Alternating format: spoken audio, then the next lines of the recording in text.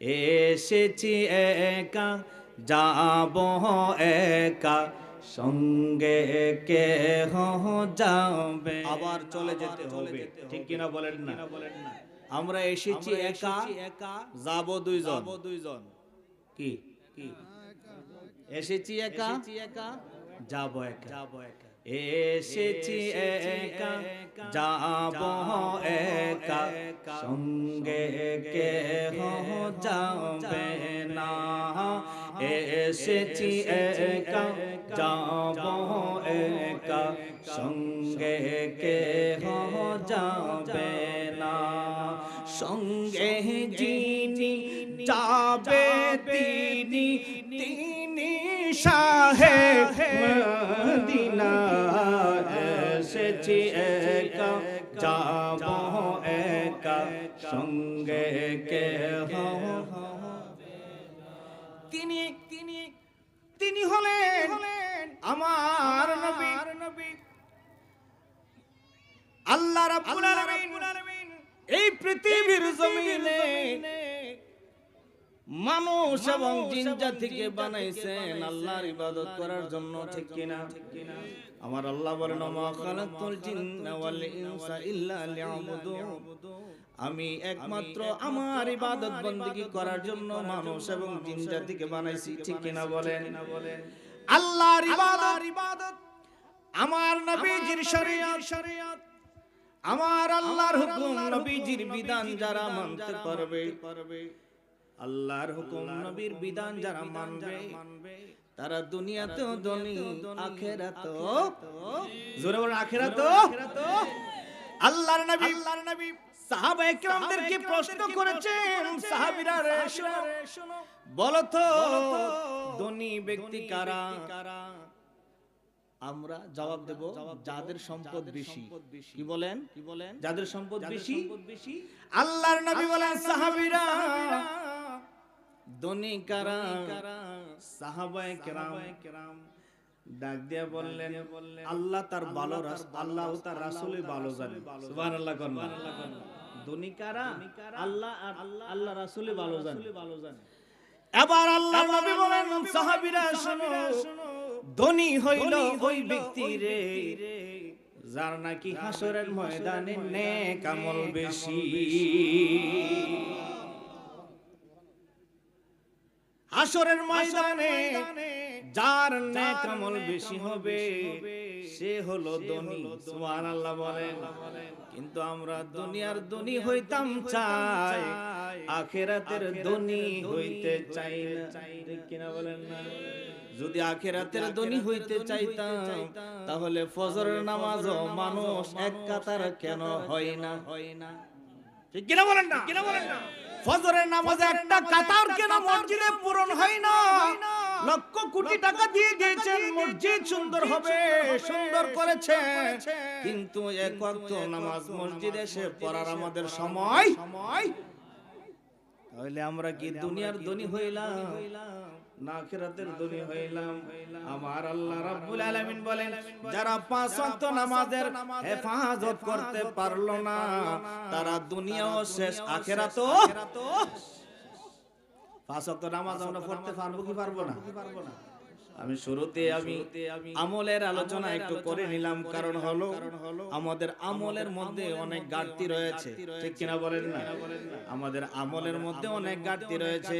আমরা অনর্থ দোকান পাটে বসে বসে চা খাই, এই ঘরের বদনাম ওই ঘরের বদনাম আমরা একজন আরেকজনকে শোনাই, এক ঘরের কিচ্ছা আরেক ঘরের কাছে আমরা শোনাই, আর বসে বসে আমরা টিভি দেখি, ঠিক কিনা বলেন না? মসজিদে এক মিনিট অতিরিক্ত বসার সময় নাই, বসতে চাই না। আমার আল্লাহ রাসূল সাল্লাল্লাহু আলাইহি ওয়াসাল্লাম বলেন, ওই ব্যক্তি হলো মুমিন যে মসজিদে সবার আগে যায়, সবার পরে আসে। আমরা সবার পরে যাই, সবার আগে আমরা আবার মুমিন, মুসলমান।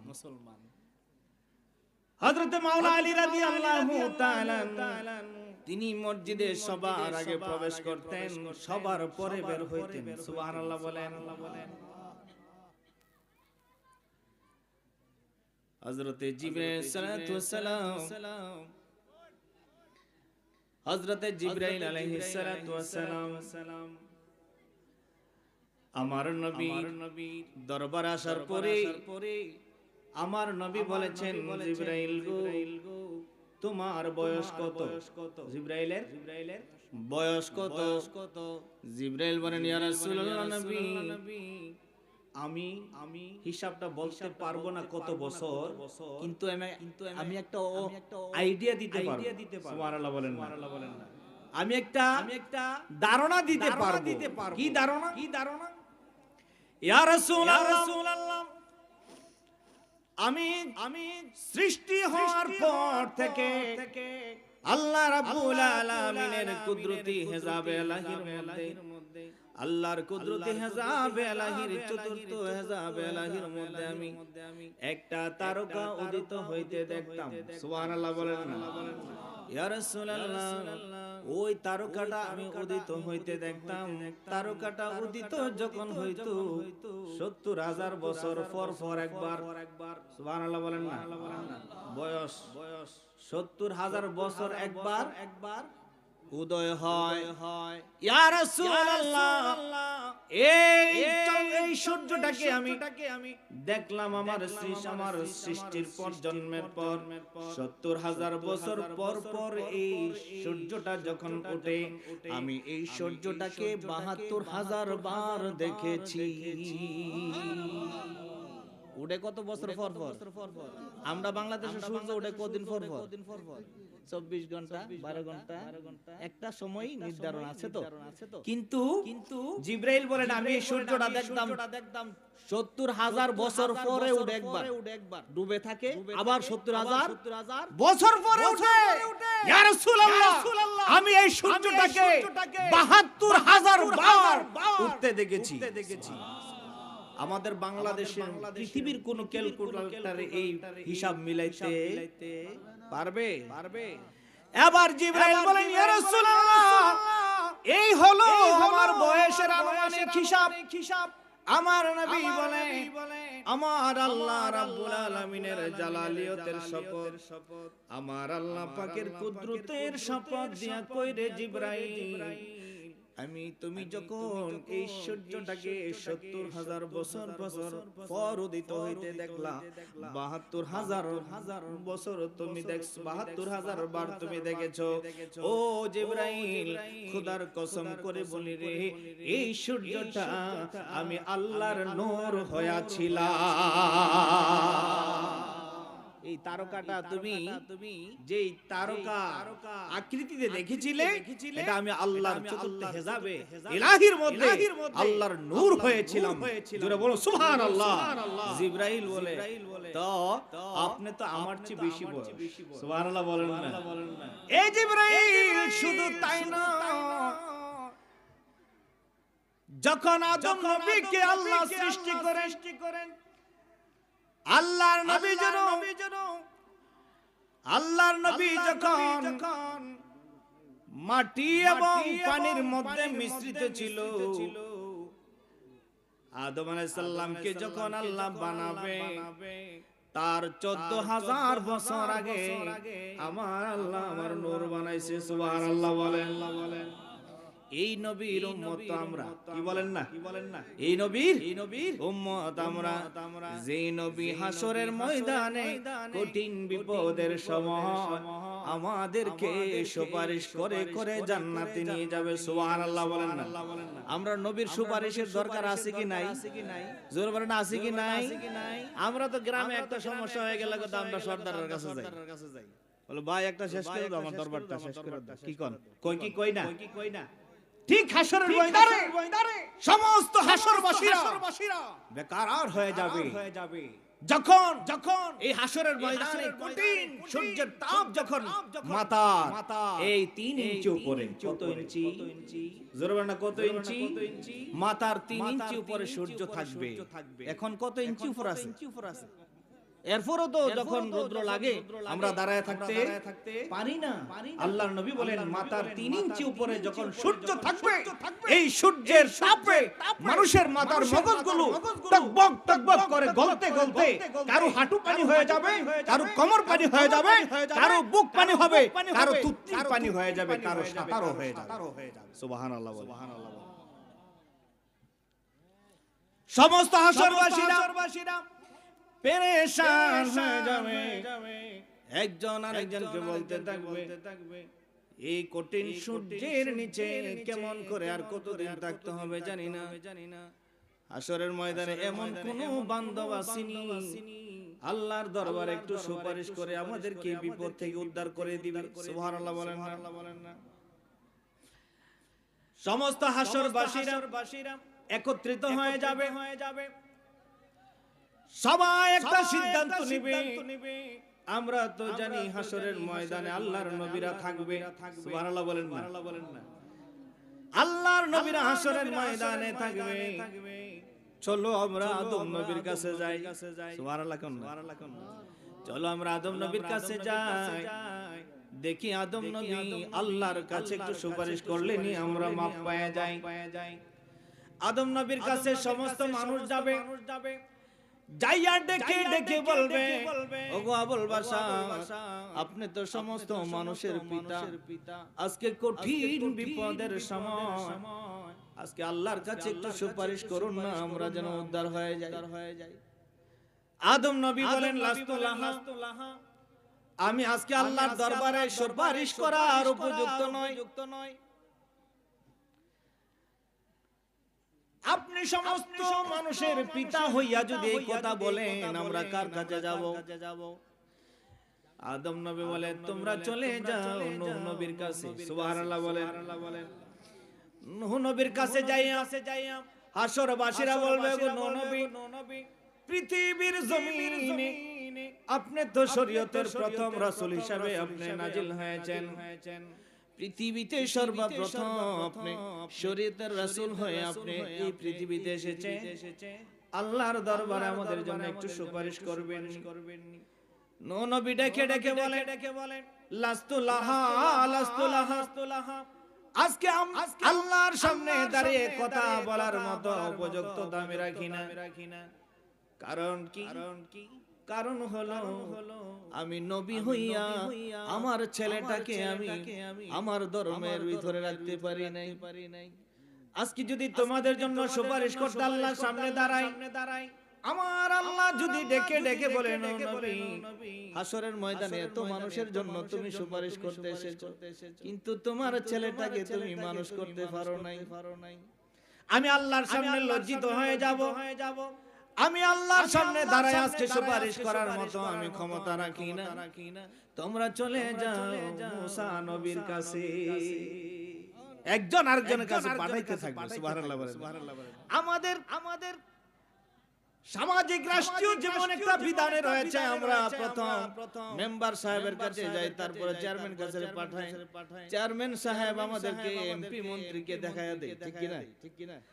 সমস্যা হইলে ঠিক হাসরের ময়দানে মুসা নবীর কাছে পাঠাইয়া দিবে। সমস্ত হাসরবাসীরা মুসা নবীর কাছে দৌড়ায় যাবে আর ডেকে ডেকে বলবে মুসা নবী গো, আপনি তো কালিমুল্লাহ, আল্লাহ পাক রব্বুল আলামিন আপনার সাথে তুর পাহাড়ে অসংখ্যবার কথা বলেছেন, অবশ্যই আপনি আল্লাহর কাছে সুপারিশ করতে পারবেন, আমাদের জন্য একটু সুপারিশ করেন না। হাসরের ময়দান কঠিন, সূর্যের তাপে আর সহ্য হয় না। মুসা নবী হাসরবাসীদেরকে লক্ষ্য করে বলবেন লাস্তুলাহা, আমি পারবো না। কেন আপনি পারবেন না? এই জন্য আমি পারবো না। আমি মুসা নবী অনেক রাগে আছিলাম, আমি একজন কিপ্তি বালককে একটা ঘুষি দিয়া মাইরালাম। এখন আল্লাহ যদি কয় ছেলেটারে কেন মারছিলে, আমি আর আমার সামনে যাইতে আপনার কথাটা শুনুনের দরকার নাই। এবার আমরা কার কাছে যাব? মুসা নবী বলেন তোমরা চলে যাও ঈসা রুহুল্লাহর কাছে, যাকে আল্লাহ রাব্বুল আলামিনের ফুক দ্বারা তৈরি করা হয়েছে, যার বাবা নাই, বাবা ছাড়া পৃথিবীর জমিনে এসেছিলেন সমস্ত হাসরবাসীরা ঈসা রুহুল্লাহর কাছে যায় বলবে, ঈসা নবী, হাসরের ময়দানে আমরা পেরেশান হয়ে গেলাম, এই কঠিন সূর্যের তাপে আর সহ্য হয় না, আল্লাহর দরবারে একটু সুপারিশ করে আজকে যেন হাসরের ময়দানে বিচার কার্যটা শুরু করিয়া দেয়। ঈসা রুহুল্লাহ বলেন, রাসূলুল্লাহ, আমি পারবো না। কেন পারবেন না? আল্লাহ রাব্বুল আলামিন আপনাকে রুহুল্লাহ উপাধি দিয়েছেন, আল্লাহর ফুকের মাধ্যমে আপনি তৈরি হয়েছেন, আপনি তো আল্লাহর অনেক নিকটবর্তী নবী। ঈসা রুহুল্লাহ বলবেন, আমি এই জন্য পারবো না, আমার সম্প্রদায়ের লোকেরা আমাকে আল্লাহর পুত্র বলেছিল, আমাকে আল্লাহর পুত্র বলেছে, আমি আল্লাহর কাছে লজ্জিত হয়ে আছি, আল্লাহর সামনে আমি কেমনে মুখ দেখাইব, আমি আল্লাহর সামনে যাইতে পারবো না। আসরবাসীরা দেখে ডেকে বলবে, একে একে সব নবীরা আপনারা বিদায় দিয়ে দিচ্ছেন, আমরা কেমনে আজকে হাসরের ময়দানের কঠিন বিপদ থেকে বাঁচতে পারি? ঈসা রুহুল্লাহ বলবে, তোমরা চলে যাও এই সামনের দিকে, তাকাইয়া দেখো মাকামে মাহমুদের পাশে যিনি সেজদায় পড়ে আছে তিনি হলেন আখিরি নবী। ও আখিরি নবী মুহাম্মদুর রাসূলুল্লাহ সাল্লাল্লাহু আলাইহি ওয়াসাল্লাম, তিনি একমাত্র তোমাদের জন্য সুপারিশ করার অধিকার রাখে।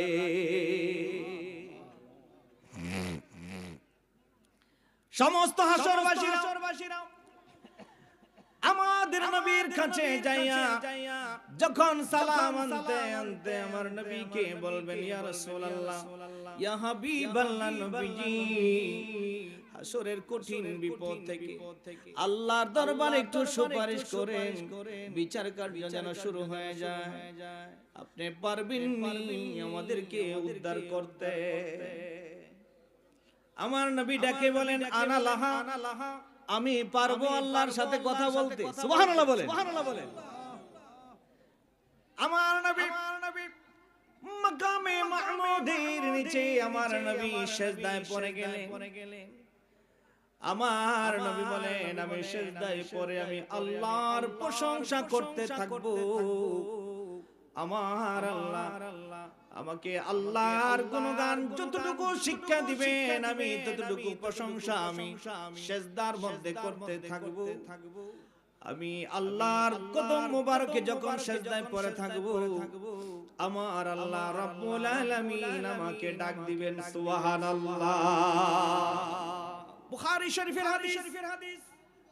আমার নবী বলেন, আল্লাহ রাব্বুল আলামিন হাসরের ময়দানে বিচারের জন্য যিনি হাকিম হয়ে বসবেন, আহকামুল হাকিমিন মালিকুল মুলক, যিনি সমস্ত মুলুকের বাদশা হইয়া হাসরের ময়দানে বিচারের জন্য যখন সিংহাসনে বসবেন, আমার আল্লাহর নবী বলেন, সেই সময় আমার আল্লাহর নাম হবে কাহ্হার। খুব রাগান্বিত হয়ে থাকবে। আল্লাহ রাগান্বিত অবস্থায় বিচারের জন্য সিংহাসনে বসে থাকবে। আমার নবী সিজদায় পড়ে আল্লাহর প্রশংসা গাইতে থাকে। আর আমার আল্লাহ রাব্বুল আলামিন তার বন্ধুকে সিজদা দেখিয়া আল্লাহ ডেকে বলবেন, ইয়া মুহাম্মদ ইরফা রাসাকা। জোরে জোরে বলা যাবে কি সুবহানাল্লাহ? ইরফা রাসাকা, এ মুহাম্মদ একটু মাথা উপরে ওঠাও। ওয়াসাল তোতা, আজকে যা চাইবা আমি তাই দিয়ে দেব। সুবহানাল্লাহ। ওয়াকুল তুশফা, আজকে যার জন্য তুমি ওয়াশফা তুশাফা, যার জন্য তুমি সুপারিশ করবা আমি আল্লাহ সুপারিশ কবুল করব। সুবহানাল্লাহ বলেন। আমার আল্লাহ রাব্বুল আলামিন এইভাবে যখন আমার বন্ধু নবীজিকে ডাকতে থাকবে, আমার বন্ধু নবীজি সিজদা থেকে মাথা উঠাইয়া আবার সিজদায় পড়ে যাবেন। আবার আমার আল্লাহ ডাক দিয়া বলবেন, ও আমার বন্ধু, আজকে সেজদায় পড়ে কান্নার সুযোগ নাই, সময় নাই। আর আপনি সেজদা পড়ে কান্নার জন্য আমি হাসরের ময়দান সাজাই নাই। সুবহানাল্লাহ। ইরফা রাসাকা ইয়া মুহাম্মদ, আপনার মাথা উপরে ওঠান। আপনি যা চাইবেন আমি আজকে তাই দিব। সুবহানাল্লাহ বলেন না? যা বলবেন আমি শুনবো। যার জন্য সুপারিশ করবেন, ওয়াশফা তুশাফা, যার জন্য সুপারিশ করা হবে আমি আল্লাহ কবুল করব। জোরে বলো আল্লাহর নবী সিজদা থেকে মাথা উঠে আমার নবী বলেন, আল্লাহ আমার সর্বপ্রথম সুপারিশ হলো আপনি হাসরের ময়দান কায়েম করেছেন, বিচার কার্য শুরু করে দেন। সুবহানাল্লাহ বলেন না? বিচার হয়ে গেল লাগা হইলে জান্নাত দিব, নাইলে জাহান্নামে হইব। কিন্তু এই সূর্যের এই বিশাল আযাব থেকে একটা পরিত্রাণ হোক। সর্বপ্রথম সুপারিশ আমার নবীজির যে আপনি বিচারের কার্য শুরু করে দেন। জোরে বলুন না সুবহানাল্লাহ। আল্লাহর নবী দু জাহানের বাদশা নবী এইভাবে সুপারিশ করতে করতে করতে করতে দ্বিতীয় নাম্বার আমার নবী যখন সুপারিশ করলেন, হাসরের ময়দান যখন বিচার শুরু হয়ে গেছে, আমার রাসূল এবার আল্লাহর দরবারে উম্মতের জন্য সুপারিশ করেন, আল্লাহ আমার উম্মতের মধ্যে 1,90,000 1,90,00,000 এই আমার এতিম উম্মতদেরকে, গরীব উম্মতদেরকে আপনি বিনা হিসাবে মাফ করে দেন। জোরে বলো না সুবহানাল্লাহ। আল্লাহ রাব্বুল আলামিন প্রথম ওয়াদা করেছেন আপনি যার সুপারিশ করবেন আমি তাই কবুল করব, যা চাইবেন তাই দেব। আমার রাসূল এমন চাওয়া চাইলেন, আমার আল্লাহ বলেন, বন্ধু গো আমি আল্লাহ ওয়াদা দিলে আমি ওয়াদা খেলাফ করি না। আপনি যা চাইছেন আপনার উম্মতকে আমি জান্নাতে দিয়া দিলাম। সুবহানাল্লাহ। আমার নবী আল্লাহর কাছে সুপারিশ করেন, আল্লাহ জাহান্নামের ভিতরে আমি একটু ডুবতে চাই। সুবহানাল্লাহ বলেন না? আমি জাহান্নামের ভিতরে ডুবতে চাই। আমার আল্লাহর অনুমতি পেয়ে আমার নবী জাহান্নামের ভিতরে যাবে। আমার নবী দেখবে আমার নবীর কলমা পড়েছে, আমার নবীর কলমা পড়েছে এমন অনেক মুসলমান জাহান্নামে গেছে। আমার নবী বলে আমি ওই কলমে পড়ানেওয়ালা এই মুসলমানগুলোকে বের করে করে জান্নাতে নিয়ে যাব। সুবহানাল্লাহ। আমি দ্বিতীয়বার ডুববো, আবার আমি বাছাই করে করে জান্নাতে নিয়ে যাব। আমি আবার তৃতীয়বার আল্লাহর অনুমতি লইয়া জাহান্নামে ডুববো। সুবহানাল্লাহ বলেন। আমার নবী বলেন তৃতীয়বার জাহান্নামের ভিতরে আমি আমার উম্মতগুলোকে খুঁজতে খুঁজতে খুঁজতে খুঁজতে দেখলাম যারা পরিমাণ ভালোবাসা আমি নবীর প্রতি যার ছিল আমি তাকে সহ জাহান্নাম থেকে বের করে জান্নাতে পৌঁছায়া দিব। নবীর মুহাব্বত, আল্লাহর ইবাদত যার মধ্যে থাকবে আসরের ময়দানে আমার নবী সুপারিশ করে করে জান্নাতে নিয়ে যাবে। জোরে বলো সুবহানাল্লাহ। উম্মতেরই মায়ায় নবী কান্দেন যারে যার, উম্মতেরই মায়ায় নবী যার, মাফ করে দাও হে আল্লাহ, মাফ করে দাও হে আল্লাহ। উম্মতেরই লাগি নবী দয়ার সাগর পার করিবেন যিনি রোজ মহাশর, রোজ মহাশর। সকল নবী কান্দিবে নফসি নফসি করিবে, সকল নবী নফসি নফসি করিবে। শাফায়াতের মালিক নবী করবে মোদের পার, মাফ করে দাও হে আল্লাহ উম্মত গুনাহগার, মাফ করে দাও।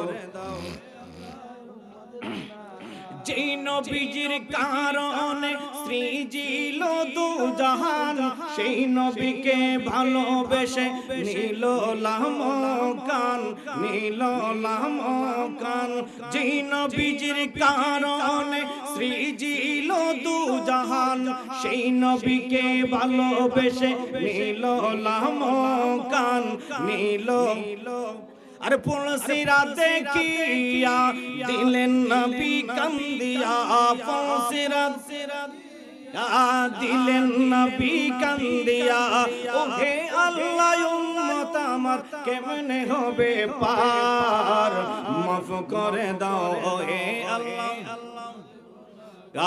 আর মাফ করে দাও ওহে আল্লাহ। জোরে বলেন মারহাবা। হাসরের ময়দানে হযরতে আদি পিতা আদম আলাইহিস সালাতু ওয়াস সালাম সবুজ কাপড় পরিহিত অবস্থায় এক সিংহাসনে বসে থাকবেন। মারহাবা বলেন। আমার নবী বলেন আদম আলাইহিস সালাতু ওয়াস সালাম আল্লাহ পাকের আরশের পায়ার কাছে, আল্লাহ আদম নবীজি সবুজ কাপড় পরিহিত অবস্থায় একটা সিংহাসনে বসে বসে পরিদর্শন করবেন। জোরে বলুন সুবহানাল্লাহ। আবার আমার নবী বলেন আদম আলাইহিস সালাতু ওয়াস সালাম ওই সিংহাসনে বসে বসে দেখবে কোন নবীর উম্মতকে জান্নাতে নেই, কোন নবীর উম্মতকে জাহান্নামে নেই। জোরে বলুন না সুবহানাল্লাহ। এইভাবে যখন দেখতে আছেন, হঠাৎ করে হযরতে আদম আলাইহিস সালাতু ওয়াস সালাম এমন জোরে আওয়াজ দিলেন, ইয়া আহমদ, ইয়া মুহাম্মদ। আমার রাসূল সাল্লাল্লাহু আলাইহি সাল্লাম হাশরের ময়দান থেকে আওয়াজ শুনে জবাব দিলেন, লাব্বাইক ইয়া আবুল বাশার। জোরে জোরে বলুন সুবহানাল্লাহ। লাব্বাইক হে সমস্ত আদম পিতা। জোরে বলুন না সুবহানাল্লাহ। কি হয়েছে? আদম নবী বলেন এ মুহাম্মদ, ওই যে দেখো তোমার একজন উম্মতকে জাহান্নামে নিয়ে যাইতেছে। সুবহানাল্লাহ বলেন। তোমার একজন উম্মতকে জাহান্নামের দিকে নিয়ে যাইতেছে। জাহান্নামের ফেরেশতারা শিকল লাগাইয়া টেনে টেনে জাহান্নামের দিকে নিয়ে যায়। আমার রাসূল সাল্লাল্লাহু আলাইহি ওয়াসাল্লাম হাশরের ময়দানে ওই ফেরেশতাদেরকে ডাক দিলেন, ও ফেরেশতারা তোমরা একটু দাঁড়াও, একটু দাঁড়াও, দাঁড়াও। আমার উম্মত কেন জাহান্নামী হলো আমি একটু জানতে চাই। সুবহানাল্লাহ বলবেন না? ফেরেশতারা ডাক শুনে না, ফেরেশতারা টেনে নিয়ে যায় আর বলতেছে আজকে হাশরের ময়দান কঠিন একটা সময়। এই সময় আল্লাহর হুকুম ছাড়া আমরা কারো হুকুম মানি না। আল্লাহ হুকুম করেছে জাহান্নামের দিকে যাওয়ার জন্য, আমরা জাহান্নামের দিকে তাকে নিয়ে যাচ্ছি। কিতাবের মধ্যে এসেছে আল্লাহ রাসূল সাল্লাল্লাহু আলাইহি ওয়াসাল্লাম যখন ফেরেশতার জবান থেকে এই কথা শুনলেন, আমার নবীজি ডান হাত দিয়ে দাড়িগুলো এভাবে চেপে ধরলেন, দাড়িগুলো চেপে ধরে মুখের মধ্যে দিয়ে একটা কামড় দিলেন আর বলেন, আল্লাহ আপনি তো আমার সাথে ওয়াদা করেছিলেন আমাকে আপনি হাশরের ময়দানে লজ্জিত করবেন না, হাশরের ময়দানে আমাকে কাঁদাবেন না। আপনি তো আমার সাথে ওয়াদা করেছিলেন হাশরের ময়দানে আমাকে আপনি কাঁদাইবেন না। আজকে আমার উম্মত যদি জাহান্নামে যায় আমি তো নবী খুশি হইতে পারি না। আল্লাহ এই ফেরেশতাকে আমি ডাক দিলাম কিন্তু ফেরেশতারা দাঁড়াইল না। আমার এই উম্মতটাকে কেন জাহান্নামের দিকে নিয়ে যায় আমি কি একটু জানতে পারি না? আমার আল্লাহ রাব্বুল আলামিন ডাক দিয়া বললেন, ইয়া মালায়েকা আতিউ মুহাম্মাদা। সুবহানাল্লাহ বলে। এ ফেরেশতারা তোমরা আমার নবী মুহাম্মদের অনুসরণ করো। সুবহানাল্লাহ বলো। সে কি বলতে চায় একটু শুনো। আতিউ মুহাম্মাদান, মুহাম্মাদের অনুসরণ করো। জোরে বলো সুবহানাল্লাহ। আবার ফেরেশতারা দাঁড়িয়ে গেলেন। আমার নবী ফেরেশতাদেরকে বললেন, ফেরেশতারা রে আমার এই উম্মতটা কেন জাহান্নামী হয়ে গেল? হুজুর, এই লোকটা ভালোর চেয়ে খারাপ বেশি, নেকের চেয়ে গুনাহ বেশি। আমার নবী বলেন কেমনে হইল? আমরা হিসাব নিকাশ করেছি তো। আমার নবী বলেন একটু আমার সামনে হিসাবটা দাও। জোরে বলো না সুবহানাল্লাহ। আর হাসরের ময়দানে এক একটা উসিলায় মুসলমান পার হয়ে যাবে। সুবহানাল্লাহ বলে। আমরা কি এমন গ্যারান্টি দিতে পারবো কোন মৌলবী কোন আলেম যে আমি 5 ওয়াক্ত নামাজ পড়তাছি ইনশাআল্লাহ জান্নাতে যাইমুইগা? কিও কই তারবো কেউ? আমার নবী বলেন আমার সামনে একটু মিজানে আমার উম্মতের আমলনামাটা আবার একটু টান দেও হোক। আমার নবীর সামনে যখন আমলনামা টান দেওয়া হলো তার গুনাহ বেশি। গুনাহ কি বেশি? নবী দেখলেন বেশি। এবার উম্মত চোখের পানি ফালায়া, আমি একটু পরিচয়টা জানিনা লইনা লোকটাকে ডাক দিয়াম ফেরেশতাদেরকে বললেন ছাইরা দাও। আমার নবীর কদম মোবারকের মধ্যে জড়াইয়া ধরিয়া আল্লাহর নবীর উম্মত ডেকে বলবে কে গো আপনি? জীবনে তো আপনাকে দেখি নাই। আপনি কে এমন দরদি? আপনি কে এমন দয়া? আপনি কে এমন দরদি? জাহান্নামের দরজা থেকে ফিরাইয়া আমারে জান্নাতি বানাইয়া দিলে। সুবহানাল্লাহ। আরেকটা কথা হলো সারা জীবন নামাজ পড়লাম, রোজা রাখলাম, হজ করলাম, দান সদকা তো কম করি নাই, কিন্তু জান্নাতি হইতে পারলাম না এত আমল করার পরেও। আপনি কি একটা কাগজের টুকরা আমার নেকের পাল্লায় ছেড়ে দিলেন, সাথে সাথে নেকের পাল্লাটা ভারী হয়ে গেল। জানতে চাই। এই লোকটা ডাক দেয়া বলে উম্মত রে, তুই আমারে চিনিস না। আমি হইলাম ওই নবী যেই নবীর মহব্বতে তুমি দুরূদ পড়তা। জোরে জোরে বলুন সুবহানাল্লাহ। আমি হইলাম মুহাম্মদ ইবনে আব্দুল্লাহ। আমি হইলাম মুহাম্মদ সাল্লাল্লাহু আলাইহি ওয়াসাল্লাম। আমি তোমার নবী। জোরে জোরে বলেন সুবহানাল্লাহ। এবার সে পায়ে ধরে কান্দে আর কইজ, আপনাকে দেখার জন্য জীবনে কত সাধনা করেছিলাম, একবার দিদার পাইলে নাকি জাহান্নামের আগুন হারাম হয়ে যায়। সুবহানাল্লাহ বলেন। ইয়া রাসূলুল্লাহ, নবীজি একটা কাগজের টুকরা দিলেন, নেকের পাল্লা ভারী হয়ে যায়। এই টুকরাটা কি? আমার নবী বলেন উম্মত রে, এই কাগজের টুকরাটা আমি তোমাকে যে দিলাম, আমি তোমাকে একটা হাদিয়া দিছি। জোরে বলো না সুবহানাল্লাহ। কি হাদিয়া? দুনিয়ায় আমাকে দেখার জন্য তোমার বড় শখ ছিল, আমার মহব্বতে চোখের পানি ছেড়ে ছেড়ে গুনগুনায়া আমার উপর দুরূদ শরীফ পাঠ করতা। সুবহানাল্লাহ বলেন। আমরা দুরূদ পড়িনি নবীর উপরে? তুমি গুনগুনায়া চোখের পানি ফালাইয়া তোমার অন্তরে আমার ভালোবাসা লইয়া তুমি দুরূদ শরীফ পাঠ করতা রে উম্মত। এই যে দুরূদ শরীফ পাঠ করতা, সেই দুরুদের হাদিয়াটা আমি আজকে দিয়া দিলাম। সুবহানাল্লাহ বলে। এই দুরুদের হাদিয়া আমি আজকে তোমার বিপদের সময় আজকে কাজে লাগাইয়া দিলাম। ভাইরা, বাবারা, বন্ধুরা, আমার নবীর উপর দুরূদ শরীফ পাঠ করলে রোজ কিয়ামতের ময়দানে নাজাতের ফয়সালা আছে কি নাই? আর জোরে বলেন আছে কি নাই? আরেকটা আমার আল্লাহর রহমত, আমার আল্লাহর রহমতের কথা বলি। আমার আল্লাহ রাব্বুল আলামিন, যেহেতু হাসরের ভিতরে ঢুকছে, আমি হাসরের ভিতরে থাকি। কি কোন? হাসরের ময়দানে ওই আমি থাকি, দেই না এখান থেকে আমরা একটু জান্নাতের ভিতরে যাইতে পারি। কি বলেন? যদি সময় পাই। আল্লাহ রাব্বুল আলামিন হাসরের ময়দানে বিচার করে। আল্লাহর দুইটা বান্দার বিচার করবে। একটা আল্লাহ রাব্বুল আলামিন এই দুইটা বান্দারে আল্লাহ রাব্বুল আলামিন জাহান্নামে যাওয়ার জন্য অর্ডার করবে। কোথায়? জাহান্নামে যাওয়ার জন্য অর্ডার করবে। এবার এই দুইজন আল্লাহর বান্দা এই জাহান্নামের দিকে যায়। একটা লোক খুব স্পিডে দৌড় দিছে। কেমনে? খুব দ্রুত দৌড় দিছে জাহান্নামের দিকে। আল্লাহ যখন বলছে তোমরা জাহান্নামে যাও, তখন একটা লোক খুব জোরে দৌড় দিছে জাহান্নামের দিকে, আর একটা লোক আস্তে আস্তে যায় আর পিছের দিকে চায়। সুবহানাল্লাহ কন্না।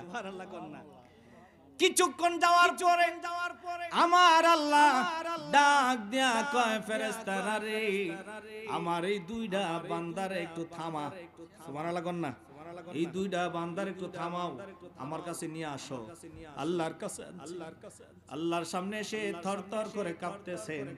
আমার আল্লাহ কয় যেই লোকটা জোরে দৌড় দিছে জাহান্নামে যাইবো গা, আমার আল্লাহ তারে সামনে আইনে আমার আল্লাহ বলতেছেন, এই বান্দা, তোমাকে জাহান্নামে যাওয়ার জন্য আমি হুকুম করেছি, তুমি এত জোরে জাহান্নামের দিকে দৌড় দিলা। তুমি জানোনি জাহান্নাম কত বড় আযাবের জায়গা? তুমি জেনে দৌড় দিলাইলা, যাইতাছো গা জাহান্নামও। জাহান্নামটা কত কঠিন আযাবের জায়গা তুমি জানোনি?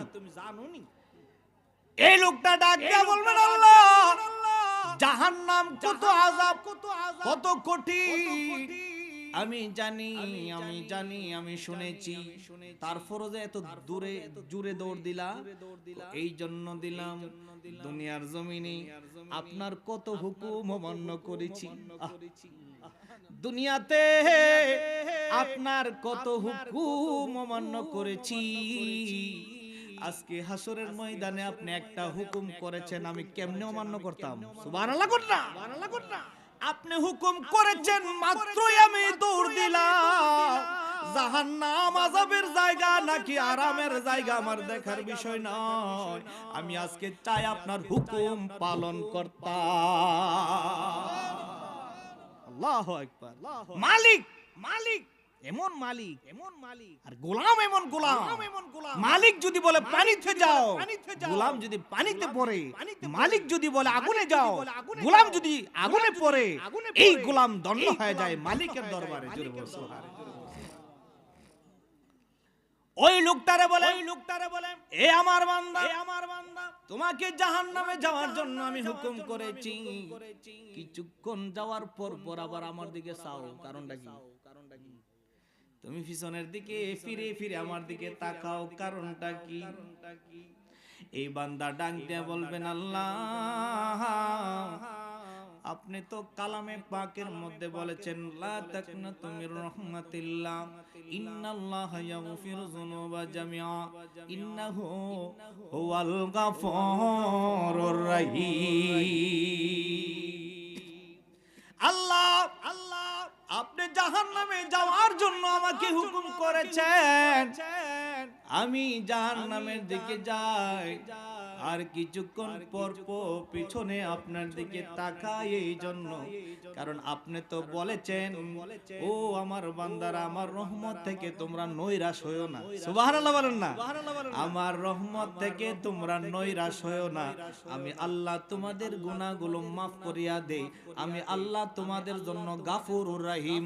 আল্লাহ, আমি কিছুক্ষণ পর পিছনের দিকে চাই আর চিন্তা করি, আপনি তো গাফুরুর রহিম, ইচ্ছা করলে মাফ করতে পারে। আল্লাহু আকবার। আল্লাহ, আমি আপনার দয়ার আশা করি, আপনার রহমতের আশা করে কিছুক্ষণ পর পিছনের দিকে তাকায়। আমার আল্লাহ কো, ফেরেশতারা রে, তোরা সাক্ষী থাক, আমার বান্দা হাসরের ময়দানে আইসাও আমার রহমতের কথা বলে না। আমি আমার এই বান্দাকেও মাফ কইরা দিলাম। আল্লাহ পারে কি পারে না? আর জোরে বলেন না, পারে কি পারে না? কিন্তু আমরার মধ্যে এই ইখলাস থাকতে হবে, আল্লাহর উপর এই ভরসা রাখতে হবে। আল্লাহর উপর যদি ভরসা রাখেন তাহলে অবশ্যই হবে। আমরা সকাল হইলে ইনকামের জন্য ছিটিয়ে ছড়িয়ে যায়, আমরা হালাল হারাম সব কিছু একসাথে করে ফেলি। কিসের জন্য? বেশি অর্থ জোগাড়ের জন্য। ঠিক কিনা বলেন না? কিন্তু আল্লাহর নবী বলে, উম্মত, তোমাকে যখন সৃষ্টি করা হয়েছে তোমার রিজিক বরাদ্দ আমার আল্লাহ করে রাখছে। সুবহানাল্লাহ কোন না? আপনি লক্ষ কোটি টাকা জমাইলেও আপনি খাইতে পারবেন, যতটুকু বরাদ্দ ততটুকু খাইতে হবে, এর বেশি খাওয়া যাবে না।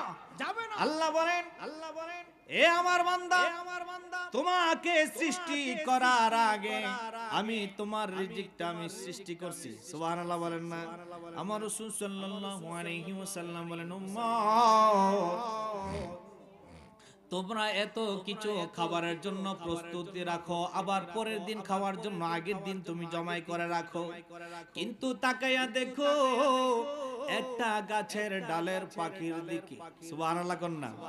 একটা গাছের ডালের পাখির দিকে তাকাইয়া দেখো, যার ঘর নাই, জায়গা নাই, যার বাড়ি নাই, গোষ্ঠী নাই, বংশ নাই, আছে?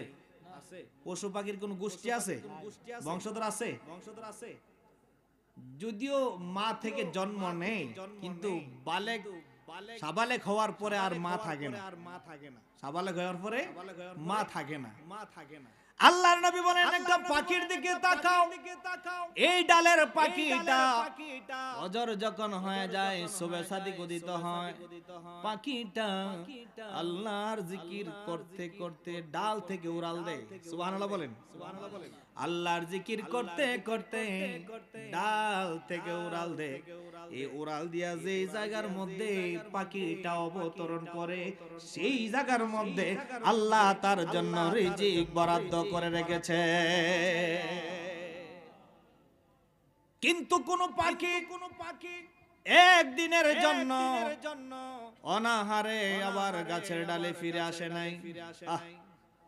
কিন্তু এই পাখিটাকে আল্লাহ প্রতিদিনের জন্য খাবার ব্যবস্থা করে রেখেছেন। সুবহানাল্লাহ বলেন না?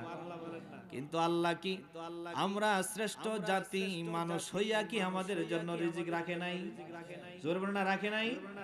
কিন্তু আমরা ওইভাবে যদি আল্লাহর কাছে চাই, অবশ্যই অবশ্যই পাখি যেমনি ভাবে আল্লাহর উপর ভরসা করে উড়াল দেয়, আবার নামে আল্লাহর দরবার থেকে আল্লাহর রিজিক চায়, ঠিক আমরাও যদি আল্লাহর উপর ভরসা করে ফজরের নামাজটা আদায় করে আমরা জমিনে যাই, অবশ্যই অবশ্যই আমাদের জন্য অফুরন্ত রিজিকের ব্যবস্থা আল্লাহ করতে পারে কি পারে না? অবশ্যই পারে। আমরা ভরসা রাখতে হবে কার উপর? হায়াত মওত আল্লাহর উপর ভরসা রাখতে হবে। বাবারা বন্ধুরা আমার, বলেছিলাম যেই নবীর কারণে দুজাহান সৃষ্টি করেছেন, সেই নবীকে ভালোবেসে আল্লাহ লামকানে নিয়েছেন। সুবহানাল্লাহ বলেন না?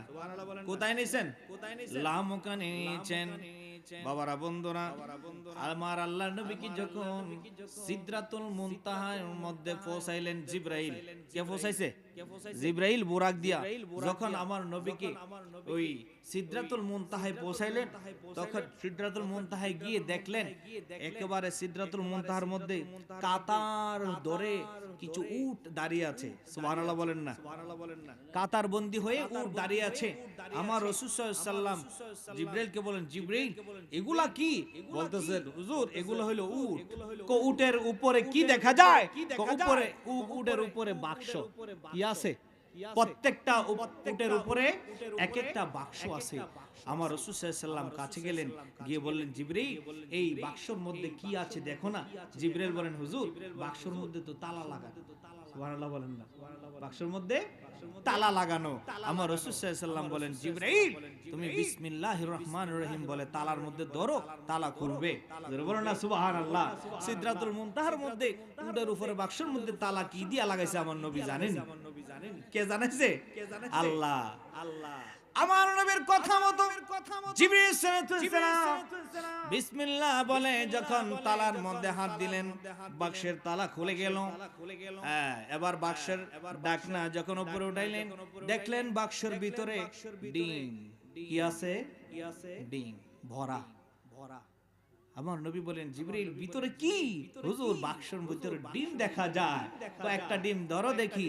জিবরাইল বলেন হুজুর এই ডিমের, আবার ডিমের মধ্যেও দি তালা লাগানো, সুবহানাল্লাহ না, ডিমের ভিতরে দিয়ে আবার তালা লাগানো। আমার নবী বলেন বিসমিল্লাহ বলে তালায় ধরো, তালা খুলে যাবে। জোরে বলুন সুবহানাল্লাহ। আবার জিবরাইল বিসমিল্লাহ বলে যখন ডিমের তালার মধ্যে ধরলেন, তালা খুলে গেল। যখন ঢাকনা উঠাইলেন, দেখলেন এই ডিমের ভিতরে আবার ছোট ছোট বীজ, ডিমের মতো। সুবহানাল্লাহ বলেন না। জিবরাইল বলেন হুজুর এইটির ভিতরে আরো ছোট ছোট আরো ডিম দেখা যায়। আমার নবী বলেন একটু উঠাও না দেখি। জিবরাইল বলেন হুজুর প্রত্যেকটার মধ্যে আবার তালা লাগানো আছে। সুবহানাল্লাহ বলেন। এগুলো আল্লাহর কুদরত, আল্লাহর কুদরত। আল্লাহর কুদরতের কোন সীমানা আছে? না, আসেনি। আলেম উলামায়ে কেরাম কোরআন এবং হাদিস রিসার্চ করতে করতে আমার রাসূল সাল্লাল্লাহু আলাইহি ওয়াসাল্লাম যতটুকু ইলম পৃথিবীর জমিনে আলেম ওলামাদের কাছে বয়ান করে দিয়ে গেছেন, এক একজন এক একটা রিসার্চ করে পাচ্ছেন। ঠিক কিনা বলেন না? ডিমের ভিতরে আবার কি আছে? অনেকগুলো বীজ ডিম আছে। জিবরাইল বলেন হুজুর এইটির মধ্যে আবার এক একটার মধ্যে তালা লাগানো। আমার নবী বলেন জিবরাইল বিসমিল্লাহ বলে খুলো। বিসমিল্লাহ বলে তালা খুললেন। আমার রাসূল সাল্লাল্লাহু আলাইহি ওয়াসাল্লাম বলেন তালাটা খোলার পরে দেখলেন এই ছোট্ট বীজ ডিমের ভিতরে বিশাল একটা পৃথিবী। সুবহানাল্লাহ বলেন না? বিশাল একটা পৃথিবী। সেই পৃথিবীর মধ্যে একটা শহর, সেই শহরের মধ্যে সেই পানির উপরে এক বিরাট একটা মাটির একটা পাহাড়। জোরে বলুন সুবহানাল্লাহ। ওই পাহাড়ের মধ্যে দাঁড়িয়ে দাঁড়িয়ে একজন প্রখ্যাত আলেম আলোচনা করতেছেন আর বলতেছেন আমরা ততক্ষণ পর্যন্ত ক্ষমা পাব না যতক্ষণ পর্যন্ত আমরা ওই নবীর কালেমা না পড়ব। জোরে বলুন না সুবহানাল্লাহ। ততক্ষণ পর্যন্ত আমরা ক্ষমা পাব না যতক্ষণ পর্যন্ত ওই নবীর কলমা না পড়ব। কোন নবী? যেই নবী পৃথিবীর জমিনে এসে আমার আল্লাহ রাসূল আল্লাহ রাব্বুল আলামিনের পক্ষ থেকে নবুয়ত প্রকাশ করবেন। সুবহানাল্লাহ। ওই নবীর উপরে জিবরাইল সালাতু সালাম ওই বক্তার আলোচনা শুনিয়া জিবরাইল হাত উঠাইয়া বলতেছেন আমি হইলাম জিবরাইল আর উনি হইলেন ওই নবী। সুবহানাল্লাহ। যেই নবীর উপর কলমা না পড়লে আপনি মাফ পাইতেন না বলতেছেন। সাথে সাথে কথা শুনিয়া ওই পৃথিবী ওই মানুষটা সাথে সাথে সবাইকে নিয়া আমার নবীর কাছে কলমা পইরা মুসলমান হয়েছে। আল্লাহু আকবার বলেন না? এই আল্লাহ রাসূল সাল্লাল্লাহু আলাইহি সাল্লাম মেরাজে যাওয়ার পথে একটা এই ঘটনা তিনি দেখলেন। আমি আর কয়েকক্ষণ কথা বলতে পারি তো নাকি? তো আমার রাসূল সাল্লাল্লাহু আলাইহি সাল্লাম জান্নাত সিদরাতুল মুনতাহায় যাওয়ার পরে জিবরাইল সাল্লাল্লাহু সাল্লাম বলেন ইয়া রাসূলুল্লাহ, ইয়া হাবিবাল্লাহ, এখন আমি আর উপরে যাইতে পারবো না। সুবহানাল্লাহ বলেন না? আমি আর উপরে যাইতে পারবো না। এবার আপনি এখান থেকে আল্লাহর দিদারে যাবেন, আপনাকে নেওয়ার জন্য রফরফ আসবে। সূরা বলুন না সুবহানাল্লাহ। কি আসবে?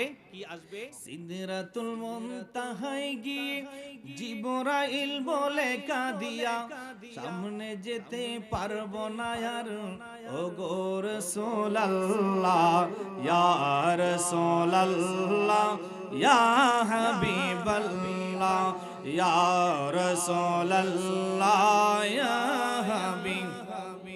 আবার জিবরাইলকে আমার নবী বলেন ও জিবরাইল, আল্লাহর কাছে তোমার কোনো আরজি আসেনি? আল্লাহর কাছে তোমার কোনো আরজি আসেনি? এবার জিবরাইল সাল্লাল্লাহু আলাইহি সাল্লাম আমার নবীর কাছে ডেকে ডেকে বলেন ইয়া রাসূলুল্লাহ, ইয়া হাবিবাল্লাহ, নবী গো আল্লাহর কাছে যাই আমার একটা দরখাস্ত দিবেন। ও কি দরখাস্ত? আল্লাহ রাব্বুল আলামিনের দরবারে আমার একটা দরখাস্ত আপনি জানাইয়া দিবেন। হাসরের ময়দানে যখন আপনার কোটি কোটি গুনাহগার উম্মত যখন পুলসিরাত পার হবে, সেই সময় আমি জিবরাইলের 600 নূরের পাখা আমি পুলসিরাতের মধ্যে বিছায়া দেব। আল্লাহ যেন আমার পাখার উপর দিয়া আপনার গুনাহগার উম্মতকে পার করায়া দেয়। জোরে বলুন সুবহানাল্লাহ। জিবরাইল সালাতু ওয়াস সালাম আল্লাহর নবীর কাছে দরখাস্ত দিয়ে দিলেন, আল্লাহ যেন হাসরের ময়দানে পুলসিরাতের উপর আমাকে এই 600 নূরের পাখা বিছানোর অনুমতি দেয়। সুবহানাল্লাহ বলেন না। আর আমার পাখার উপর দিয়ে আপনার উম্মত জান্নাতে যাইব। সুবহানাল্লাহ বলেন। উম্মত কত দামি, জিবরাইল নূরের ফেরেশতা, সেই ফেরেশতা বলে আমার পাকার উপর দিয়া উম্মত হাঁটবে। আল্লাহু আকবার বলেন না। কত দামি আল্লাহ। রোজ কিয়ামতের ময়দানে মুসা আলাইহিস সালাতু ওয়াস সালাম উম্মতে মুহাম্মদীকে হাসরের ময়দানে সাক্ষী হয়ে দাঁড় করাবেন। সুবহানাল্লাহ বলেন না। মুসা নবীর উম্মতের হিসাবের জন্য আল্লাহর সামনে সাক্ষী করবেন আখিরি জামানার নবীর উম্মতকে। সুবহানাল্লাহ বলেন না। ও আখিরি জামানার নবীর উম্মতকে ডাকা হবে। আল্লাহ বলবেন, মুসা নবীর যুগে কি তুমি ছিলানি? তুমি কেমনে মুসা নবী দাওয়াত দিছে না না দিছে তুমি সাক্ষী কেমনে দিবা? ওই আমার নবীর উম্মত আল্লাহর সামনে দাঁড়ায় বলবে, আল্লাহ মুসা নবী কেন আদম নবী থেকে শুরু করে ঈসা নবী পর্যন্ত যত ঘটনা ঘটছে আমার নবীকে আপনি জানাইছেন না কোরআনের মাধ্যমে, আপনার সেখান থেকে আমরা জানছি। জোরে বলুন সুবহানাল্লাহ। আল্লাহ রাব্বুল আলামিন বলবেন, এই জন্যই তো আমার শ্রেষ্ঠ নবী মুহাম্মদ, শ্রেষ্ঠ কিতাব আল কোরআন, শ্রেষ্ঠ উম্মত হইল আখিরি জামানার নবীর উম্মত। আমরা হইলাম শ্রেষ্ঠ নবীর উম্মত। আল্লাহু আকবার। আমরা নবীও পাইছি শ্রেষ্ঠ, কিতাবও পাইছি 104 খানা কিতাবের মধ্যে শ্রেষ্ঠ কিতাব আল কোরআন। সুবহানাল্লাহ বলেন না। এই কোরআন একটা মুজিজা। আমার রাসূল সাল্লাল্লাহু আলাইহি সাল্লামকে আল্লাহ পাক এই কোরআন দিয়েছেন। আল্লাহ বলেছেন, কদ জাকুম মিনাল্লাহি নূরুন ওয়া কিতাবুম মুবিন। জোরে বলুন সুবহানাল্লাহ। আল্লামা জালালউদ্দিন সৈয়দী রাহমাতুল্লাহ আলাইহি তাফসীরে জালালাইনের মধ্যে খুব সুন্দরভাবে তাফসীর করেছেন, কদ জাকুম মিনাল্লাহি নূরুন হুয়ান নবী সাল্লাল্লাহু আলাইহি ওয়াসাল্লাম কিতাবুন। তারপরে কাদে জাকুম মিনাল্লাহি নূরুন ওয়া কিতাবুম মুবিন বাইনা যাহির। তিনি বলেছেন কাদে জাকুম মিনাল্লাহি নূর হুয়ান নবী সাল্লাল্লাহু আলাইহি ওয়াসাল্লাম। নূর মানে আমার নবীজি, আর এই কোরআন এই কিতাবুম মুবিন মানে কোরআনুল কারীম। জোরে বলুন না সুবহানাল্লাহ। আল্লাহ পাক নবীকেও পাঠাইলেন, আবার কোরআনকেও পাঠাইলেন, আমার রাসূলকে পাঠাইলেন মানুষকে ভয় ভীতি থেকে পরিত্রাণ করার জন্য, ভয় ভীতি দেখিয়ে জাহান্নামের ভয় ভীতি দেখিয়ে হেদায়েতের রাস্তায় আনার জন্য কোরআন দিয়েছেন আমার আল্লাহ পাকের পক্ষ থেকে মানুষকে হেদায়েত করার জন্য। জোরে বলুন সুবহানাল্লাহ। হুদাল্লিল মুত্তাকিন। আমার আল্লাহ বলেন আমি মুত্তাকিদেরকে হেদায়েত করার জন্য পাঠাইছি। জোরে বলুন সুবহানাল্লাহ। আমার আল্লাহ পাক রব্বুল আলামিন বলেন, ইন্নাল্লাহা ওয়া মালাইকাতাহু ইউসাল্লুনা আলান নবী ইয়া আইয়ুহাল্লাযীনা আমানু সাল্লু আলাইহি ওয়া সাল্লিমু তাসলিমা। আমার আল্লাহ বলেন, নিশ্চয় নিশ্চয় আমি এবং আমার ফেরেশতা কুল লইয়া আমি আমার নবীর উপর দরুদ সালাম পাঠ করি।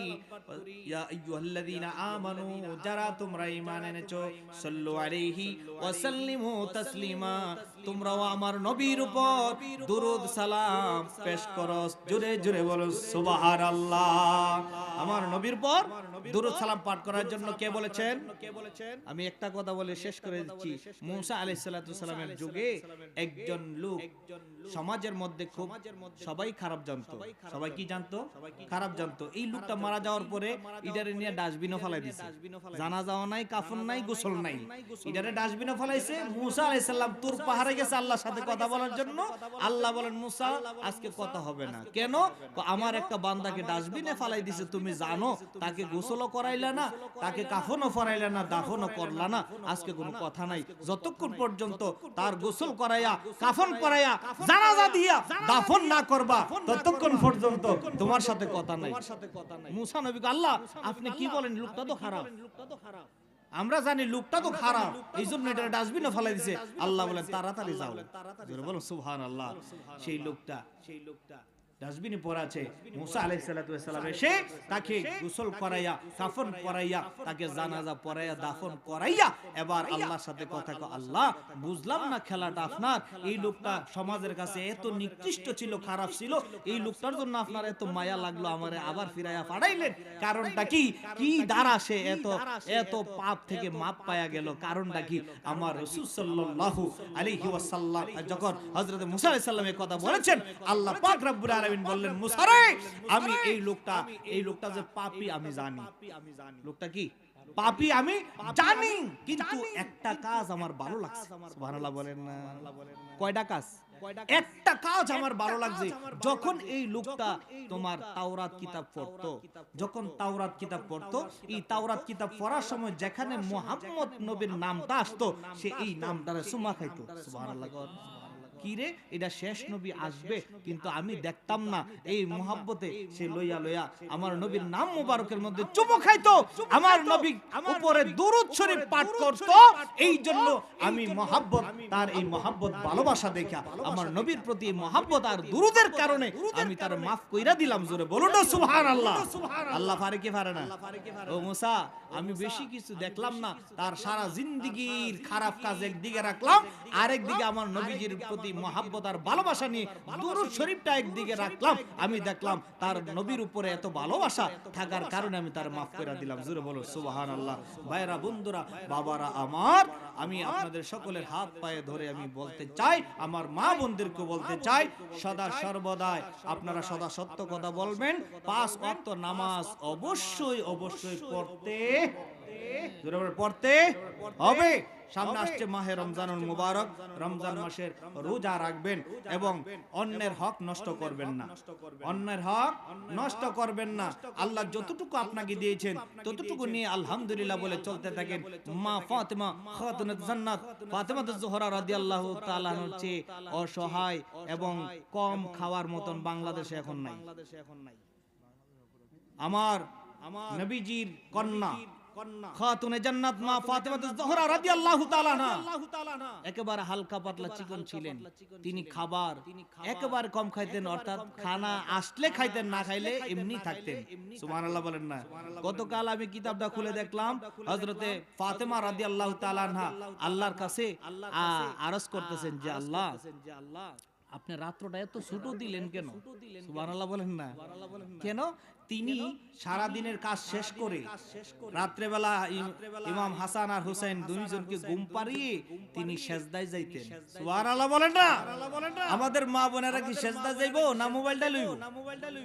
হ্যাঁ, মোবাইল লইব, যে আজকে সারা দিন দেখতারছি না গুদ্দুরা, কি কোন মোবাইল লইব। খাতুনে জান্নাত মা ফাতেমাতুজ জোহরা রাদিয়াল্লাহু তাআলা আনহা বলেন যে আমি আমার সন্তানগুলোকে সন্ধ্যার পরে ঘুম পাড়াইয়া আমি সেজদায় যাইতাম, আমার এক সেজদায় আমার ফজর হয়ে যায়। সুবহানাল্লাহ কইতেন না? পরের দিন রাত্রে আল্লাহর কাছে চোখের পানি ফালাইয়া দোয়া করে আর কো, আল্লাহ আপনি কি রাত্রটা আর একটু বড় করতে পারেন নাই? আমি একটা সেজদাই তো শেষ করতে পারি না। আল্লাহ আল্লাহ, দুইটা সেজদা কোন সময় দিতাম, ফজর হয়ে যায়। কেমন সেজদা তারা দিতেন! আর জান্নাতের সর্দার কি এমনি হইছে নাকি? মা ফাতেমা জান্নাতের মহিলাদের কোটি কোটি মহিলাদের সর্দার। জোরে বলুন সুবহানাল্লাহ। আল্লাহ পাক রব্বুল আলামিন আজকের এই মাহফিল কবুল করুন, সকল বলুন আমিন।